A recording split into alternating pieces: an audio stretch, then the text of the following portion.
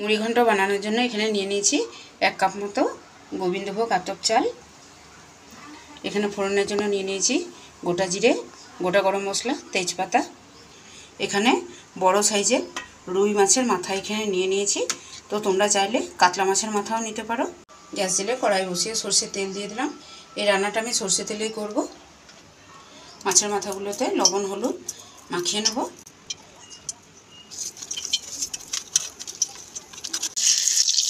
মাছের মাথাগুলোকে আমি medium to low ফ্লেমে ভেজে নেব। মাছের মাথাগুলো লো টু মিডিয়াম ফ্লেমে খুব ভালোভাবে ভেজে নিয়েছি। এখন তুলে নেব।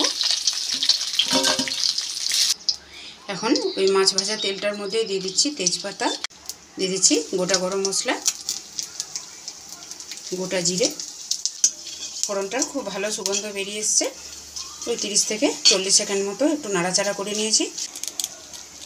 গোবিন্দভোগ আতপ চালটা জল দিয়ে ধুয়ে জল ঝরানো গোবিন্দভোগ আতপটা দিয়ে দিলাম। চালটা 3 থেকে 4 মিনিট মতো নেড়ে চেড়ে একদম এমনভাবে ভাজতে হবে। আমি কাছে থেকে দেখাচ্ছি, দেখো চালটা ফুটে ঠিক মুড়ির মতো দেখতে লাগছে। এরকম অবস্থায় ভেজে নিতে হবে। এখন দিয়ে দিচ্ছি এর মধ্যে আন্দাজ মতো লবণ, সামান্য একটু হলুদ, সামান্য একটু ধনের গুঁড়ো, সামান্য একটু লবণ, হলুদ, ধনে গুঁড়ো, কাশ্মীরি লাল লঙ্কার গুঁড়ো সমস্ত কিছু দিয়ে চালটাকে আবারও একটু নেড়ে নেব। আর এখানে তোমরা চাইলে আদা বাটা দিতেই পারো, কিন্তু এই রেসিপিটাতে আমি আদার ব্যবহার করব না। এখন এর মধ্যে দিয়ে দিচ্ছি গোটা কয়েক কাঁচা লঙ্কা।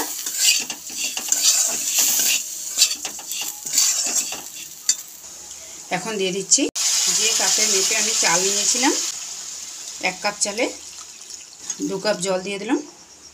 এখন এর মধ্যে দিয়ে দিচ্ছি ভেজে রাখা মাছের মাথাগুলো। এখন এটা আমি 5 মিনিট মতো হাই হিটে রাখার পর আরও 5 মিনিট মতো আঁচটাকে কমিয়ে দেবো। 5 মিনিট ঢাকা দিয়ে রাখার পর ফিরে এলাম।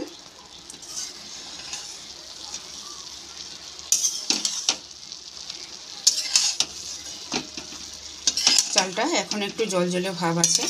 এটাকে আমি আরও 2 মিনিট মতো কম আঁচে ঢাকা দিয়ে রেখে দিলে পুরো জলটা শুকিয়ে গিয়ে ঝরঝরে হয়ে যাবে।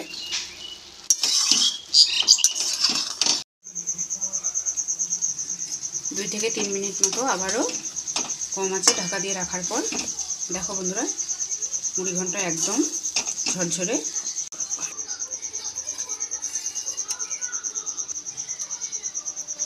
এখন দিয়ে দেবো বেশ খানিকটা ঘি, প্রায় 2 থেকে 3 চামচ মতো ঘি দিয়ে দিলাম। ব্যালেন্সটা বজায় রাখার জন্য দিয়ে দিলাম সামান্য একটু চিনি। চিনিটা একদম নামানোর ঠিক 2-3 মিনিট আগেই দেবে বন্ধুরা। ঘি দিয়ে একটু ভালো করে নাড়াচাড়া করে নিয়ে আমি সার্ভ করে দেবো। এই রেসিপিটা তোমরা চাইলে ইলিশ মাছের মাথা, কাতলা মাছের মাথা দিয়েও বানাতে পারো। খুবই আভিজাত্যপূর্ণ একটা রেসিপি, অনেক পুরনো, মা ঠাকুমা মাসিমাদের আমলের। তো আজকে আমি তোমাদেরকে বানিয়ে দেখালাম। তো তোমরা অবশ্যই কিন্তু আমাকে কমেন্ট করে জানিও রেসিপিটা কেমন লাগলো। কোথাও ভুল ত্রুটি হয়ে থাকলে ক্ষমা করো বন্ধুরা। আর আজকে যারা আমার নতুন ভিডিও দেখছো, প্রথম দেখছো, তারা অবশ্যই চ্যানেলটাকে সাবস্ক্রাইব করে পাশে থাকা বেল বাটনটা ক্লিক করে দিও, যাতে এরকম ধরনের আরও বিভিন্ন রকম রেসিপি আমি আপলোড করব এবং সবার প্রথম তোমাদের ফোনে পৌঁছে যায়। নামানোর আগে দিয়ে দিলাম গরম মশলার গুঁড়ো। রেসিপি একদম তৈরি, আমি সার্ভ করে দেখাচ্ছি।